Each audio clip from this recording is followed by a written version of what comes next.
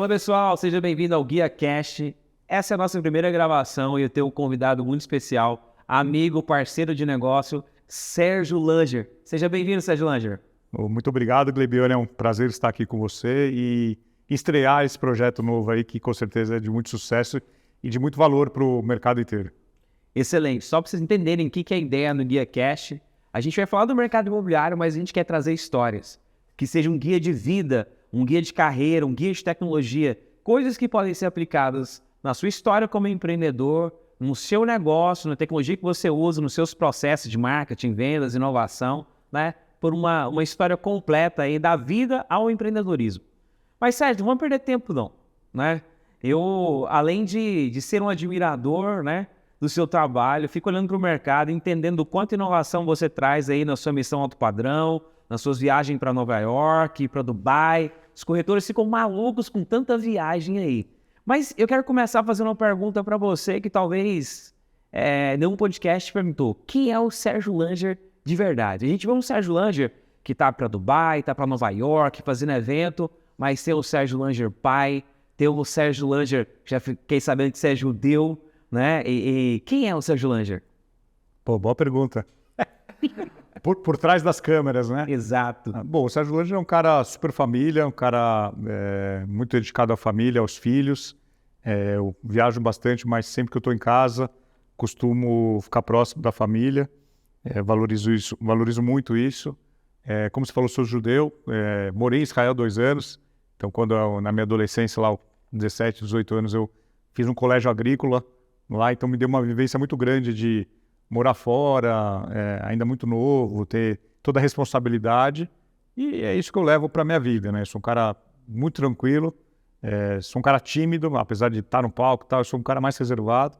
E é isso. A gente vai conversar um pouquinho sobre vários aspectos aí. Legal. Acho interessante você falar sobre colégio agrícola, que eu fico olhando para os meus avós e tios. Antigamente, colégio agrícola era o que acontecia no Brasil também, né? E assim, eu não sei qual foi a sua experiência, mas o meu avô contava que para ele aprendeu a plantar, ele aprendeu a cozinhar, ele aprendeu vários fatores que influenciaram muito a educação dele. Como foi essa experiência de colégio agrícola? Olha, lá em Israel a semana começa no domingo e termina na sexta. Então, são 6 dias úteis. Então, o descanso é no sábado, é sexta, final do dia e sábado. Uhum. Então, dos 6 dias, a gente estudava 5 e um dia a gente trabalhava.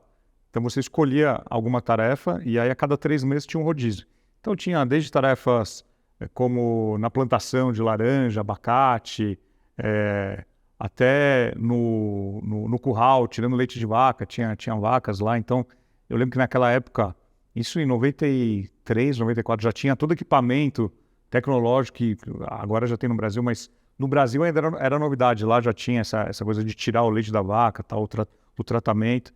Então, me trouxe muita disciplina e conhecer coisas novas, né? Culturas novas, trabalhos novos, você valorizar muitas vezes o trabalho de alguém da cozinha, alguém da limpeza, porque muitas vezes você estava na cozinha, lavando o prato, lavando aquelas panelas, não era panela de casa, era panela que serve 1.000 pessoas, então aquelas panelas gigantes, então dá uma vivência diferente aí.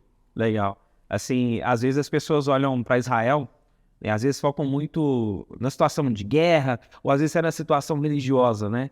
Mas a gente vê Israel hoje também como um polo de tecnologia muito grande, né? Muitas pessoas não sabem, mas o Waze é uma das tecnologias que nasceu em Israel. E a gente olha até hoje para o agronegócio brasileiro e outras situações, a gente usa tecnologia israelense no campo, né? O gotejamento veio de lá.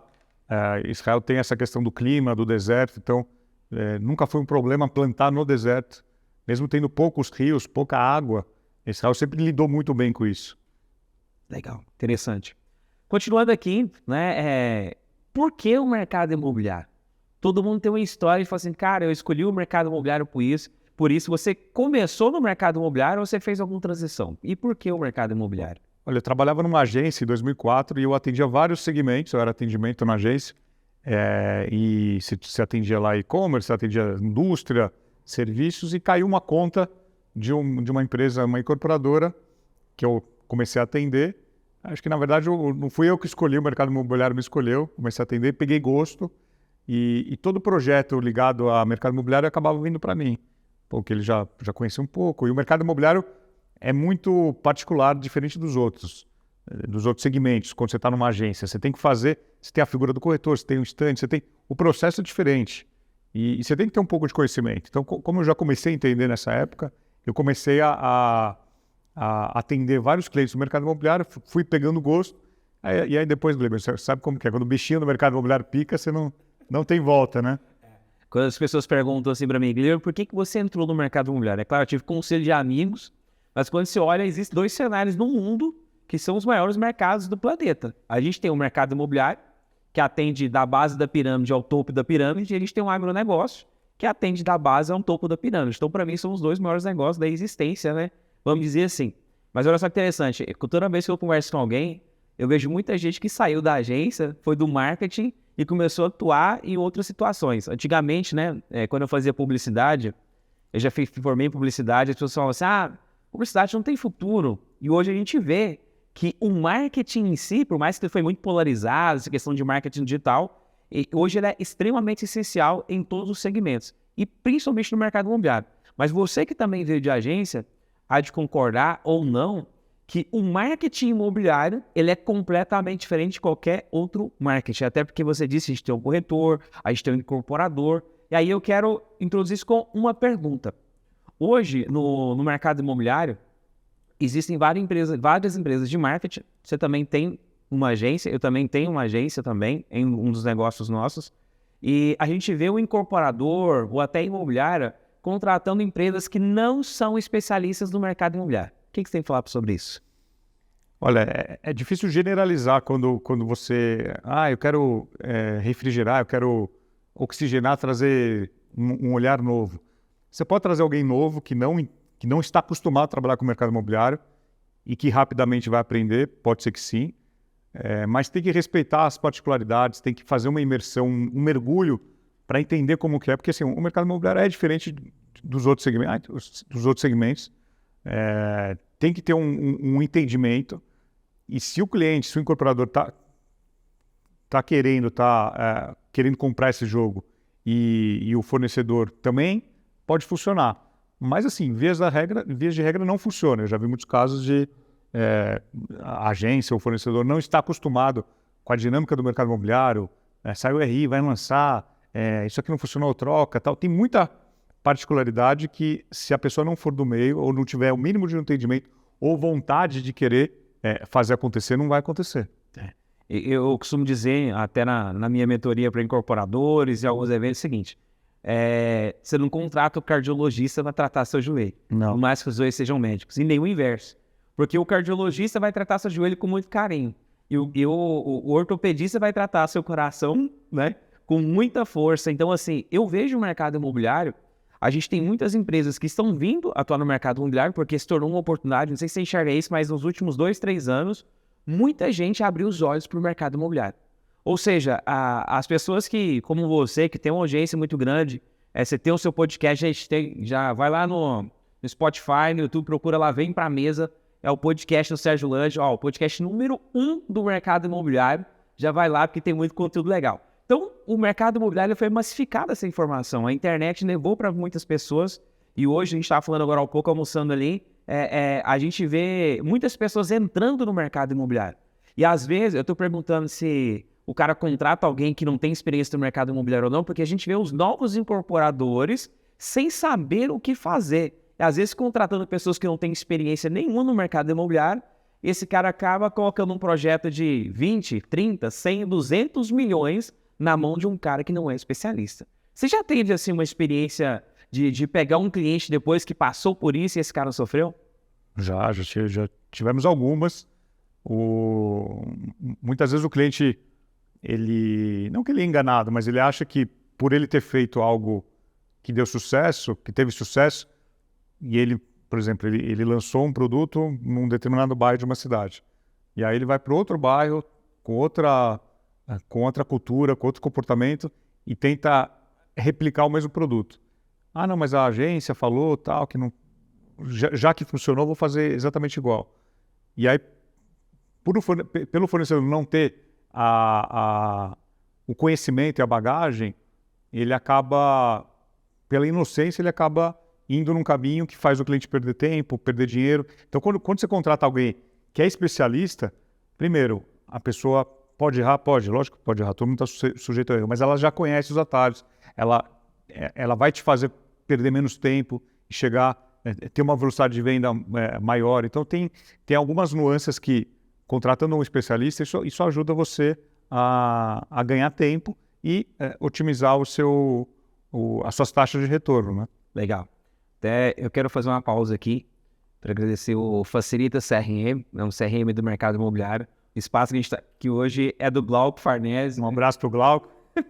Glauco aí, fera do mercado imobiliário, uma ferramenta fantástica, está aqui no espaço dele. Glauco, brigadão. E pegando essa ideia aí, esse contexto de especialista, né? Você tem aí vários eventos e várias formações que você atua como corretor. A gente viu algum tempo atrás aí empresas, né, situações querendo tirar o corretor do mercado imobiliário e aposentar esse cara. Como é que você enxerga essa situação, né, sabendo que você forma corretores, entendendo que a tecnologia está chegando e evoluindo situações, como é que você enxerga o corretor daqui 5 anos, 10 anos no mercado imobiliário? Ótima questão, Glebione. Muitas empresas tentaram criar situações para tirar o corretor da jogada, tirar a intermediação, economizar lá o percentual, usando a tecnologia para unir o produto ao corretor. Praticamente todas elas ou não existem mais ou mudaram o seu foco de atuação e hoje, cada vez mais, o corretor está no centro de tudo. Então, as empresas e essas empresas de tecnologia descobriram, entenderam que não existe negócio sem o corretor. O corretor é peça fundamental e a tecnologia ajuda a validar isso. A tecnologia vai poupar o corretor de talvez alguns trabalhos mais manuais que ele antes tinha que fazer e hoje ele consegue usar a tecnologia a seu favor. E o que eu imagino daqui a 5 anos, daqui a 10 anos, é que o corretor que consiga usar a tecnologia a seu favor, ele vai sair na frente, ele já está saindo na frente. Hoje você tem uma quantidade enorme de corretores que entenderam isso. Alguns ainda estão em imobiliárias, alguns ainda estão em empresas de vendas, outros já estão sozinhos, seguindo carreira solo, porque a pandemia trouxe muita coisa ruim, com certeza, no âmbito de saúde, mas ela antecipou algumas tendências, ela transformou muita coisa, e principalmente essa parte do corretor autônomo, eu falo que eu viajo bastante, que os campeões de vendas, os principais agentes de vendas são autônomos. Eles não estão mais ligados a uma imobiliária. Eles entenderam que eles podem, com o uso da tecnologia e disciplina, não adianta, não, agora eu vou trabalhar sozinho e tal, eles podem sim competir com uma grande imobiliária. E até então, até 5, 10 anos atrás, era impensável que um corretor autônomo conseguiria fazer frente a uma grande imobiliária localizada na melhor rua da cidade, com o melhor ponto, com estacionamento, com café. E hoje não, hoje o corretor autônomo que tem uma boa presença no digital, principalmente, e que faz uso da tecnologia, ele consegue fazer frente a grandes grupos imobiliários. Legal. Acho interessante a questão da evolução do corretor, né? Antigamente a gente via, não vou falar antigamente para dar um up na vida do corretor, porque muita gente se tornou corretor por não ter o que fazer. Sim. Por não ter outra oportunidade, né? Você acabou de falar no evento ali, pô, esse cara às vezes ele tem os que decidiram ser corretor porque gostam, né? E vê como possibilidade de um negócio, de um dinheiro talvez mais ágil, com algumas possibilidades de ganho financeiro altas, e outros caíram de paraquedas. E a gente vê, você falou de especialista, né? Esse cara, o que você acha que é o time desse cara que está começando hoje? Se tivesse 1, 2, milhares de corretores assistindo a gente aqui, do ponto de partida dele até a jornada desse cara, falando, não, eu sou um especialista, eu sou um corretor especialista. Qual que é a jornada desse cara? Olha, primeiro ele tem que entender muito de pessoas, né? Porque o corretor ele não trabalha com imóveis, ele trabalha com intermediação, usando o trabalho dele para oferecer imóvel para compra, aluguel, locação, para venda, compra e loteamento, o que for. Então,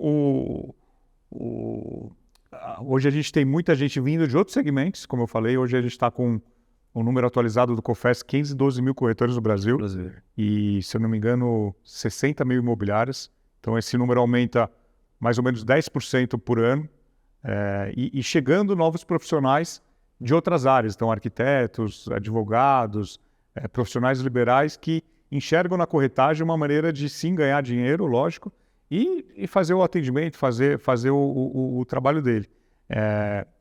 Não falta muito para o mercado imobiliário brasileiro bater 1 milhão de corretores. Até o Summer falou hoje, o mercado de advogados que tem mais de 1 milhão, é muito mais concorrido. Então, ainda hoje não é tão concorrido quanto será. Então, por isso que o corretor tem que se especializar, tem que ir atrás de curso, evento, mentoria, não pode parar. Ele tem que reservar um budget, né, uma fatia do que ele ganha para isso, para o desenvolvimento pessoal dele, porque senão um colega do lado que entrou agora no mercado já rapidamente vai ultrapassar ele. É um mercado muito dinâmico, paga-se muito bem, mas essa questão da capacitação profissional tem que ser uma motriz, aí, uma matriz de desenvolvimento do corretor. Legal. Ainda falando dessa questão vou falar agora do super especialista. Você tem amigos aí, parceiros, que se tornaram corretores, que eles deixaram muito. Então, às vezes, o cara... Eu esqueci o nome do rapaz lá O Edu. Hã? O Edu que vende fazenda. Fazenda Boa Vista. Fazenda Boa Vista, o Village, né? Isso. É muito específico. Já tem um público específico de um produto. Esse cara, né? Para ele chegar nesse ponto, eu acredito que ele é uma escada que ele vem construindo autoridade, relacionamento, e acredito que a grande situação do mercado imobiliário é relacionamento. O cara, quando ele é corretor, ele está começando, o relacionamento que ele tem, talvez ele não consiga potencializar tanto, mas ao longo da jornada, aí você falou algo muito interessante hoje no evento que a gente estava, a educação. Né? A educação desse cara é importante, para ele crescer exatamente como profissional. Mas você acredita que o super especialista é melhor ele ser um super especialista ou ele atender 3, 4, 5 perfis diferentes? Olha, falar de especialista é muito fácil quando você está em grandes centros, grandes cidades, grandes capitais, São Paulo, Rio de Janeiro, que você consegue focar num tipo de produto. Agora, tem muita cidade que, infelizmente, o corretor tem que fazer um pouco de tudo, porque senão ele vai passar fome. Então, o corretor tem que entender a cidade que ele trabalha, aí vou me especializar no público de alto padrão. Não necessariamente esse público só compra produto de alto padrão, ele pode comprar produtos de investimento, apartamentos menores para renda, comprar terreno para depois revender. Então, você pode focar ou no produto ou no público. Então, tem algumas maneiras diferentes. Agora, cidades com menos de 500, 200 mil habitantes, o corretor tem que fazer um pouco de tudo, senão não tem negócio. Você já tá fazendo um convite para o corretor ir para um grande centro aqui. Não necessariamente. Assim, eu conheço muito corretor que mudou de cidade, foi atrás de negócio, e o Brasil é enorme. Eu vejo muito corretor às vezes reclamando, minha cidade não tem produto, não tem cliente. Então, pega essas coisas e muda de cidade. Todo mundo fala o mesmo idioma, a adaptação às vezes demora um pouco mais ou um pouco menos, mas tem inúmeros casos aí de corretores que mudaram de cidade e estão super bem. Então, o Brasil é um continente, né? Exatamente. Não é por isso que eu tô indo embora para São Paulo, não, né?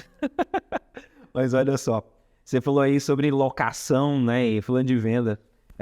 Eu tô mudando para São Paulo e tô vivendo o desafio do cliente, né? Porque eu vou alugar imóvel em São Paulo, né? E aí... Então, corretores de imóveis de São Paulo, Alphaville, Barueri. Exatamente. Aí... Tem um lead aqui.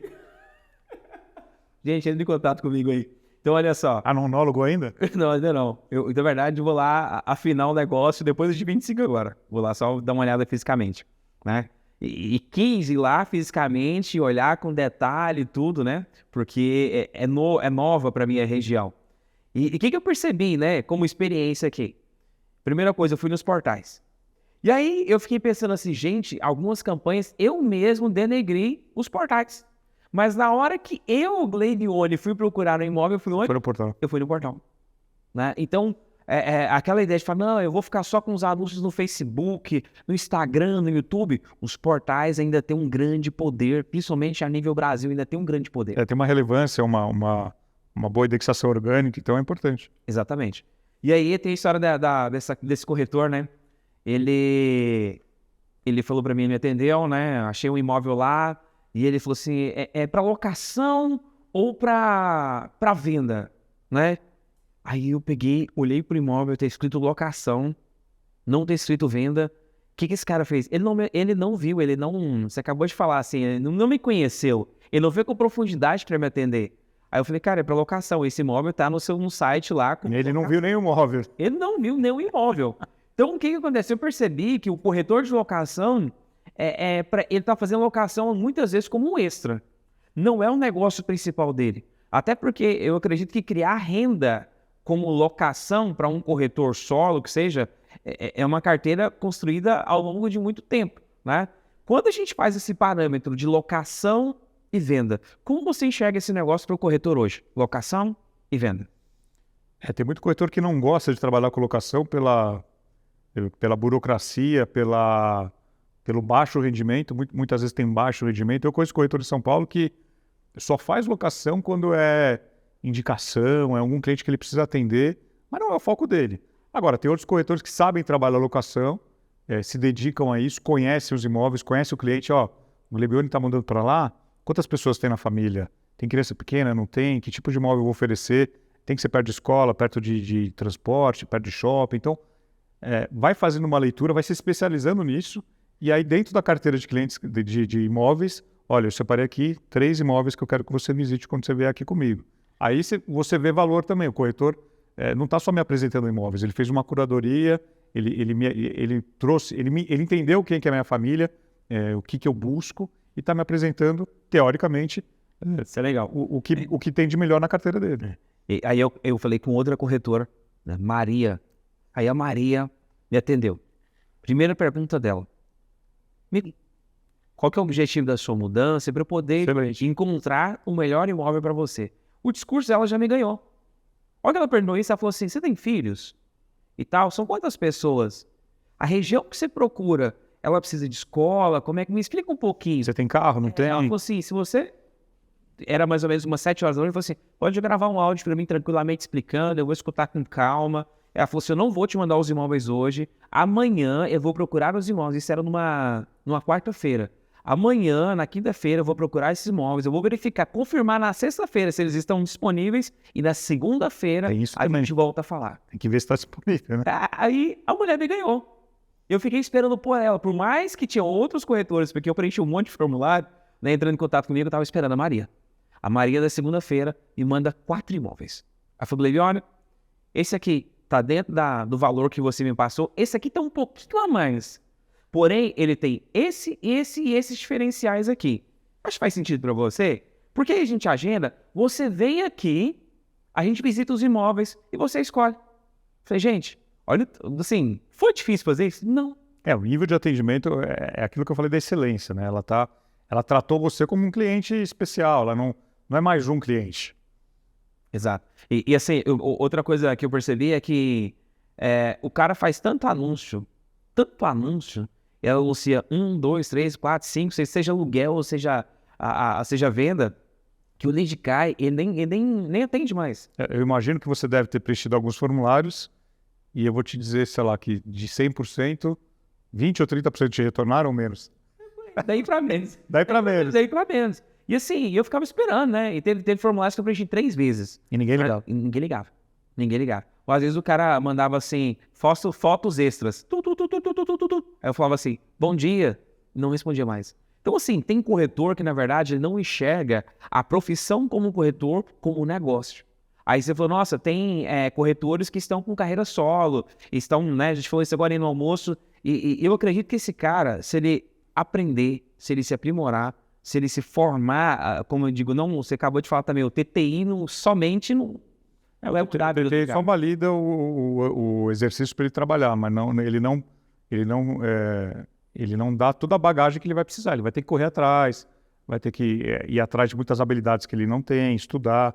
Não é uma profissão entrar e fazer dinheiro. Você tem que ter muita dedicação, estudo e capacitação. Vamos olhar o momento do Brasil agora, né? A gente vê o mercado imobiliário brasileiro. A gente vê incorporadoras criando produtos assinados e traz a assinatura de artista, traz a assinatura de arquiteto e traz empresa canadense, holandesa, de Londres para assinar produtos, né? Aí a gente está falando de produtos talvez de um ticket muito maior, Mas o Brasil passa um momento onde eu vejo o mercado imobiliário se reinventando. Aí a minha pergunta para você é, quando você olha para o mercado imobiliário brasileiro e vê ele se reinventando, e você anda muito no Brasil e fora do Brasil, o que de tecnologia você tem visto que você pode citar para a gente, para os nossos ouvintes aqui? Fala, cara, eu conheci uma tecnologia assim que ajuda o incorporador aqui. Ah, conheci uma solução assim que ajuda o corretor aqui. O mercado imobiliário ele já passou da fase que já aconteceu, que tudo que lançava vendia. O boom do mercado imobiliário, que não é bom, porque ele acostuma mal toda a cadeia, né? Todo fornecedor, corretor, que o cliente chega na terça, quinta visita e sábado assina, né? Normalmente não funciona assim. E se o mercado é muito fácil, teoricamente, não tem trabalho para tanta gente, fornecedores e tal. Então, hoje e cada vez mais, o mercado está mais concorrido. Tem algumas cidades com uma concorrência enorme de produtos. Então, o incorporador ele tem que se destacar ou trazendo uma assinatura, ou trazendo um diferencial, ou indo buscar algo diferente na entrega. Então, assim, o mercado está evoluindo, está ficando mais maduro, cada vez mais maduro. E em questão de tecnologia, você tem várias tecnologias, inúmeras tecnologias que ajudam desde a compra de terreno hoje. Eu conheço muita gente que lida com a compra de áreas e até pouco tempo atrás você tinha que checar a documentação ou visitar o terreno. Hoje você tem muitos robôs que já varrem, que já consultam, que indicam já um melhor terreno para o incorporador. Tem incorporador que precisa analisar não sei quantas centenas de terrenos por mês, por ano, para conseguir escolher uma. Então, antes ele tinha que ter muito braço, hoje ele consegue, com o uso da tecnologia, ter uma precisão melhor. Ferramentas de vendas, ferramentas de demonstração. Hoje você tem muita tecnologia em prol do cliente, do corretor, do incorporador, que a gente pode falar. Legal, interessante. Eu vejo assim uma transição do mercado imobiliário tentando inovar e trazer coisa nova assim, né? A gente vê as empresas aí, a gente fez discurso de mercado, não, o prédio é o hardware, o serviço é o software, né? Não vou citar nomes. E é uma evolução do mercado, né? E eu acredito muito que a tecnologia agora, ela veio para facilitar o trabalho do corretor e evoluir a gestão do incorporador, né? Então, por exemplo, quando a gente fala que o serviço, o software, ele é o serviço é o software do prédio ali, eu vejo muito mais agora as incorporadoras preocupadas em entregarem serviço nos prédios, né? E essa é uma tendência que o incorporador brasileiro está enxergando isso. Eu vejo prédios que antes no interior de algumas cidades, eu estou falando do interior aqui de Goiás, por exemplo, a gente está falando de Goiânia, gente, nós estamos aqui em Goiânia, né? A Housing, por exemplo, chegando com um prédio com tecnologia no interior de Goiás. Então, a tecnologia, quando eu falo tecnologia, não é só na venda, mas também no processo de desenvolvimento da incorporação, na criação de produtos cada vez mais atrativos, entregando serviço para o consumidor, porque esse cliente também está cada vez mais preguiçoso. Não, eu voltei semana passada de Miami. A gente estava em Nova York, depois eu dei um pulo em Miami e eu fui visitar alguns empreendimentos. Eu fui visitar o Armani, que é um empreendimento ícone em Miami, assinado pela Armani. Porém, acho que ele está entregue já há alguns anos. Porém, agora ele começa a apresentar um monte de problemas que quando foi lançado ninguém imaginava. O problema de operação. Por exemplo, precisa trocar lá um papel de parede ou algum revestimento. Não, isso tem que ser assinado por não sei o quê. Às vezes custa $400, custa $4.000, tem que vir da Itália, vai demorar 8 meses para chegar. E aí os proprietários ficam bravos. Pô, como que não faz a manutenção logo nisso?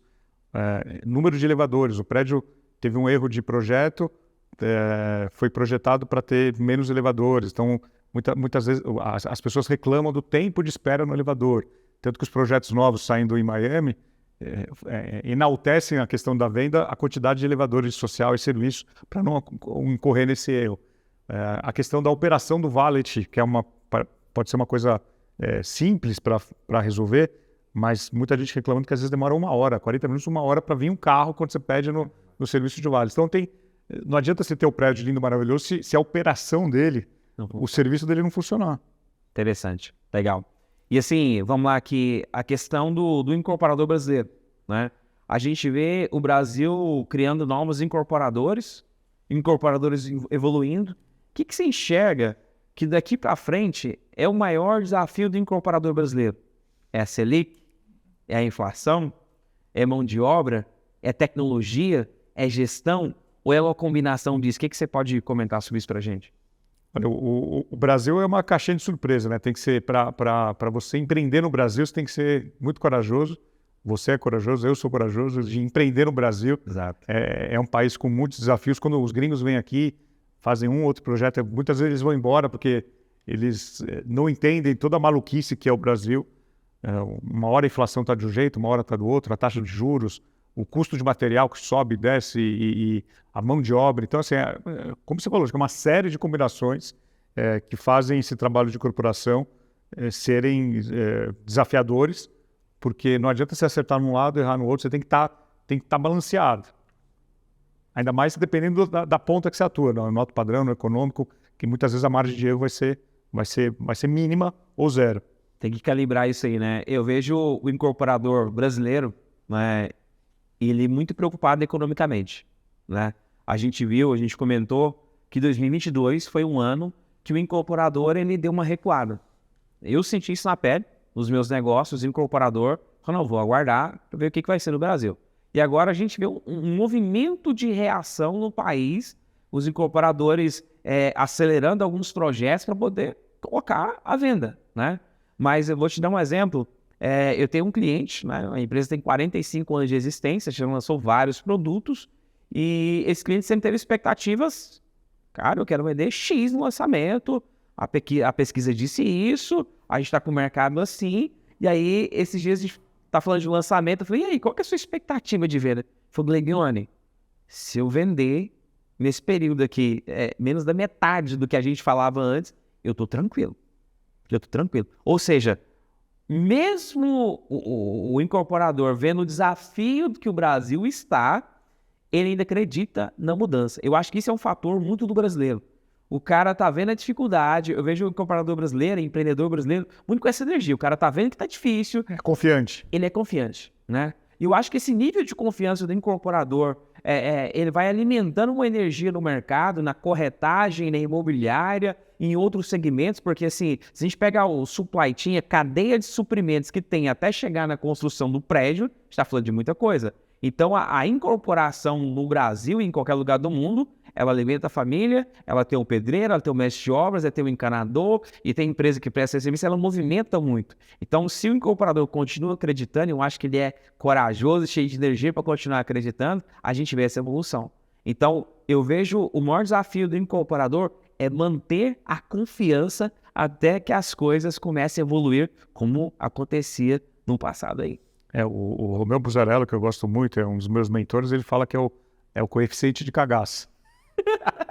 Quando esse coeficiente muda, e ainda mais com juros muito, muito altos que está no Brasil, às vezes o incorporador pode, não, vou ficar tranquilo aqui, meu dinheiro está na renda fixa, para que eu vou inventar alguma coisa, né? Então, assim, quando ele está disposto a correr risco, né, o coeficiente de cagaço está mais baixo, mais alto, ele está mais disponível para fazer algo. Gostei desse coeficiente do cagaço. Vamos lá, olha aqui, ó. Assim, a gente vê o corretor buscando conhecimento. Você tem as suas formações aí, você tem a missão alto padrão em luxo, você tem as suas missões que vão para fora do país, né? A gente vê um volume de corretores buscando essa evolução, buscando conhecimento. Esse cara, se for comparar com alguns anos atrás, eu acho até que a gente não tinha coisas tão específicas para o corretor. E a gente vê muita coisa hoje, até a sua própria formação e as suas mentorias, né? Mas o que esse corretor hoje, você considera, cara, essa aqui é a virada de chave do corretor que ele está nesse nível aqui e ele quer passar para cá, seja de médio padrão ou seja de alto padrão? Qual que é a virada de chave que ele dá, que ele tem que dar? Qual que é o ponto da chave para ele poder sair de uma rentabilidade daqui e vir para um nível maior? Olha, quando ele entende que ele não vende imóvel, que ele não vende produto, que o relacionamento que ele planta e que ele vai colher, isso é a moeda do jogo, ele começa a entender que ele não é corretor de imóveis, que ele não está corretor de imóveis. Ele trabalha 24 horas por dia, não interessa se ele está de férias, se ele está no restaurante, se ele está na academia, ele é corretor de imóveis, ele tem que estar atento a oportunidades.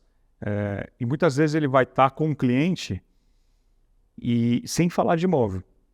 Então ele vai se relacionar com o cliente, ele vai fazer um social com o cliente, um almoço, um café, não vai falar de imóvel, mas o cliente vai perguntar. Quando chega nesse nível de você não chegar oferecendo imóvel e o cliente te perguntar, o cliente te escolher, que é aquilo que eu falei hoje, quando o cliente escolhe o corretor ele está já num nível onde a venda é consequência. É como se fosse o médico da família. É o médico da família, o advogado de confiança, ele vai estar junto com o cliente, ele vai frequentar a casa do cliente. Isso é loucura, não tem. Conheço muita gente que frequenta a casa do cliente, sai para jantar com o cliente, sai para almoçar. Não é para falar de negócio, para falar de qualquer outra coisa. E muitas vezes o cliente acaba colocando o negócio. O corretor tem que ser inteligente de não, olha, vai lançar um produto aqui, vou te oferecer, não. Ouve primeiro, escutativa, vê se ele está disposto a fazer algum investimento. Não sai oferecendo, né? Ganha a amizade, a confiança desse cliente para depois a venda é consequência. Legal. Eu gosto muito do assunto influência e network, relacionamento, até porque no início da minha carreira, comentei com você, eu ia no Rotary, eu ia nas reuniões e tem Sinduscon e tem isso e tudo, por conexão. Porque eu ia lá para escutar, para ouvir, para conhecer pessoas, para conectar. E os maiores negócios que eu fechei na minha vida, eles não foram uma geração de proposta. Eles foram numa mesa tomando café, ou jantando, ou almoçando com alguém. Ou o cara falou, não, vamos conversando comigo daqui até ali. E nessa conversa, falei, nossa, cara, vamos trocar uma ideia amanhã. Aí surgiu uma segunda conversa, que aí sim foi uma conversa que aprofundou para o negócio. E o corretor é muito interessante porque quando ele pega esse feeling do relacionamento, até porque ele fala assim, como eu começo? Como eu começo? Né? Se eu fosse dar um conselho para o corretor, procure instituições como o Rotary, seja o Sinduscon, vai em eventos, né? Aí você falou muito bem hoje sobre a questão do posicionamento do corretor. Esse cara precisa se vestir bem, esse cara precisa articular bem. Depois o Summer falou, tem que falar bem, você tem que... Falar português, não é falar inglês. Português. O cara quer falar inglês e nem o português ele está falando corretamente. Então assim, você falou, eu não preciso estar lá esquiando, mas eu preciso conhecer sobre o assunto. Sim. Eu confesso para você que assim, eu já paguei para sentar em mesas. E para sentar naquela mesa eu tive que pagar e tive que aprender sobre vinho. E eu não bebo. Mas eu estava lá conversando sobre vinho como se eu fosse um sommelier. Entendeu? E o que acontece? Tudo para quê? Para poder ter relacionamento, conectar com as pessoas. Se eu sei que o Sérgio tem a missão alto padrão em luxo, eu tenho que entender sobre luxo para conectar com o Sérgio. Mercado imobiliário, eu vou entender sobre o mercado imobiliário. E hoje é muito fácil fazer isso com o YouTube, com internet. Você tem acesso a foto, vídeo, você consegue estar lá sem de fato pisar. Eu tenho uma história interessante, né? Lá atrás, eu queria conhecer a Resultados Digitais, né? Eu tinha acabado de vender a minha primeira empresa, né? E eu falei, cara, eu preciso conhecer a Resultados Digitais, que é a dona do RD State, foi diferente pela TOTS lá, né? 2 bi, né? Não vamos deixar passar aqui, é muito dinheiro. E aí eu fui lá no LinkedIn e mandei uma mensagem para um dos fundadores, né? Falei, olha, cara, eu queria conhecer a empresa. Eu vou estar em Florianópolis tal dia. Não ia estar, não, mas eu ia de qualquer forma se o cara falasse que... Aí eu falei, olha, vou estar em Florianópolis tal dia, assim, se assado. Ele falou, cara, anota meu número aí e vem aqui. Então, às vezes, muitas pessoas falam assim, poxa, o cara não vai me responder. Mas você já tentou conectar? Foi como eu consegui entrevistar o Rubens Menin, que foi meu primeiro entrevistado, e não veio para a mesa. Eu pedi. Eu fui pedir. Como é que você conseguiu? Pedi. Encontrei com ele num evento, depois por e-mail e tal, e eu pedi, fui atrás. Se não fosse atrás, eu não ia conseguir. Então, assim, tem que dar o primeiro passo, não tem que esperar, eu fiquei esperando, alguém me chamar, não. Eu fui lá e pedi. Assim, a gente tem que ser ousado. Tem que ser ousado, né? E depois dessa ida lá, eu fui para Florianópolis, conheci a empresa, conheci RH, tecnologia, processo. Fiquei uma semana em Florianópolis conversando com gente, com o time, olhava nas paredes o que estava escrito e absorvi aquilo ali. E apliquei muita coisa no meu negócio. Então, assim, hoje eu olho para o LinkedIn, uma ferramenta de conexão muito boa. Né? Por mais, sei lá, conecte com o fulano de tal, estou falando de conectar para poder relacionar com essa pessoa. E aí eu vejo muita diferença nisso. A gente está caminhando para o final aqui. né, você teve recentemente nos Estados Unidos e você fala com corretores americanos. Qual que é a diferença do corretor brasileiro e do corretor americano? São algumas diferenças. O corretor brasileiro ele vem evoluindo muito, nos últimos 5 anos evoluiu bastante, mas não é só o corretor. A gente quer comparar muitas vezes o corretor brasileiro com o corretor americano, mas existe uma sociedade lá que é uma sociedade muito diferente daqui. Então, eu posso falar na questão de cultura, na questão de ética, de respeito, coisas que... eu até gravei uma vez um podcast com o Thiago Granato, que é meu sócio na Missão Alto Padrão, brasileiro, trabalha em São Paulo, e com a Daiane Costa, que é brasileira, hoje trabalha em Nova York e Miami. E aí foi muito legal porque cada um trouxe a sua visão do que faz para conseguir vender, captar. E aí teve uma hora que acho que o Thiago comentou, não, porque eu não faço isso, porque às vezes o corretor ou o parceiro quer dar o chapéu, vai direto. Aí ela olhou e falou assim, mas como assim? Lá não pode. Lá tem regra, isso não pode ser feito. Se alguém faz isso, pode perder a licença, sabe? Crime. É crime. Não, e aí as pessoas respeitam. Então, assim, lá é uma sociedade com uma cultura diferente, educação diferente, então é difícil comparar. São dois mundos diferentes. Mas, assim, um corretor americano até, assim, a gente acabou de voltar agora e muita gente fala, nossa, aquele lá é corretor? Não tem cara de corretor. Porque se veste, fala, e aqui a gente está caminhando para isso. Lógico que aqui a gente ainda tem uma mistura muito grande, talvez um pessoal que entrou mais no passado, com uma mistura com esse pessoal novo, e a gente vê uma evolução muito grande, mas lá fora a gente vê corretores que escolheram isso, estudam para isso, se profissionalizam e têm orgulho de serem corretores. Então, não importa onde eles vão estar, eles vão falar que são corretores, e tem bastante sucesso por conta disso. Legal. Quando eu olho para o mercado americano, né, e até outros mercados, eu vejo a palavra respeito pela profissão. Sim. Né? Porque, principalmente no mercado americano, o corretor é como se fosse um advogado, alguém de um escalão alto, o cara é respeitado. No Brasil, a gente está construindo isso agora. O corretor brasileiro está começando a ganhar notoriedade, ele está articulando relacionamento, ele começou a se vestir melhor, ele está articulando melhor, então a gente vê essa evolução. Mas, como você disse, são dois mundos, são mundos diferentes, então é difícil comparar exatamente, mas assim, a gente está evoluindo, acho que todos somos responsáveis pela essa evolução. Acho que quando você cria um projeto desse para oferecer conteúdo, capacitar incorporador, cliente que vai escutar, corretor, todo mundo é peça fundamental para melhorar o mercado como um todo. Excelente. Sérgio, vamos encerrar aqui, tá? E foi curto aqui, a gente poderia falar mais, né? Mas daqui a pouco o Sérgio tem que estar no aeroporto aqui também. Mas eu queria encerrar que o Sérgio deixasse um recado, né? Depois eu fecho aqui. Um recado para o corretor e um recado para o incorporador brasileiro. O recado para o corretor é arregaçar a manga e fazer. Tem muito espaço aí para se ganhar dinheiro. Eticamente, trabalhar sempre com isso como um mantra. Unir o mercado. Ontem eu estava em Brasília conversando com alguns corretores.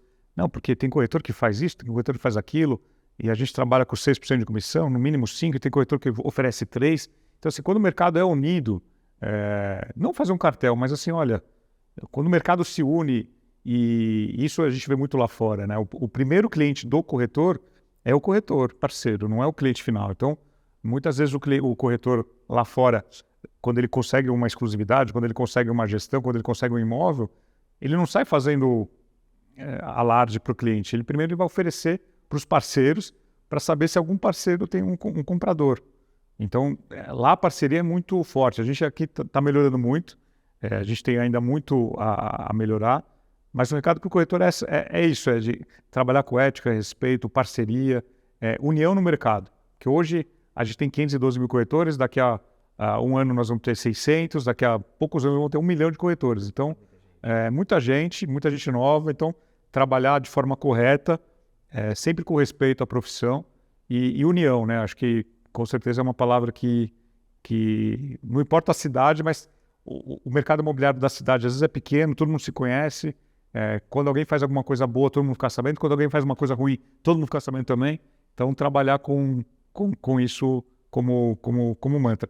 Por incorporador, é um momento para trabalhar com mais cautela, mas com mais planejamento.